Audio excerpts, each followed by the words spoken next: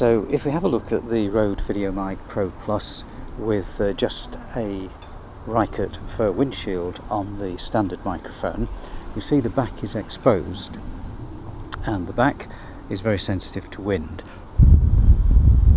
So you really don't want extraneous noise, wind noise getting in through the back or underneath. So the microphone's not designed to keep wind out of its switching mechanism or the battery box underneath or the socket. So I've made a separate fur cover for the back. In this case I've put a couple of pads on just to stop the cover rubbing too much on the lyre mounts, which could make a noise. So if I'll do a test of the microphone from nose to back.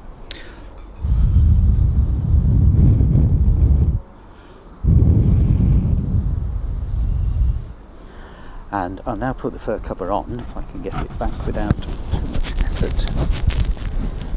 You have to make sure that it's clear of the lyre mounts and that the peripheral elastic isn't pressing on the lyre mounts itself, so the lyre mounts have got a bit of space inside, and also make sure that there's plenty of space at the back so that the sound, any sound that hits the fur doesn't transfer to the body of the microphone via the plug or the back of the microphone. So let's try this again. Pretty good. And at the bottom. So there's very little noise getting in through the bottom of the microphone or through the back, caused just by wind, and of course it's not very sensitive to sound pickup from the back because it's a directional microphone. And in terms of handling noise, really doesn't make that much difference to the lyre mounts as long as there's space between them. So if you move it about in an ordinary working position, then you're not going to get any noise from the shaking of the lyre, and there's really not much handling noise gets transferred anyway. Now if you've got heavy wind, it's useful to put some bass cut on the microphone, and of course we can do that on this particular model. So if I pull that down and press the bass cut, and I've just got 75 Hz bass cut on there, and if that were windy, then the deep wind buffeting would be considerably reduced.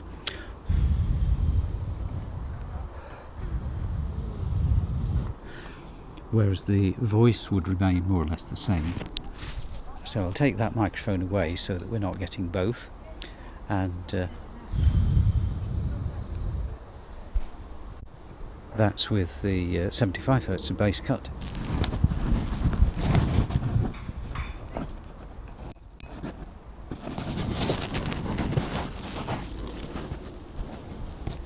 And I've now put 150 Hz bass cut, which is a bit lighter. I'm dangling the microphone here out of the way. So let's listen to that.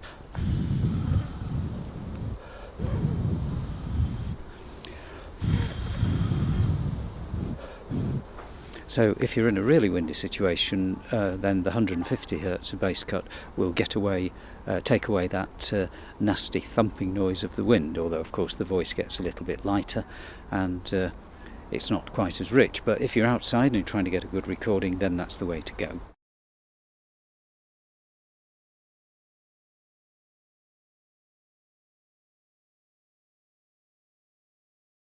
And now the rear windshield's on, and you can hear the difference that the wind's blowing but not making a noise in it. I'll now take it off.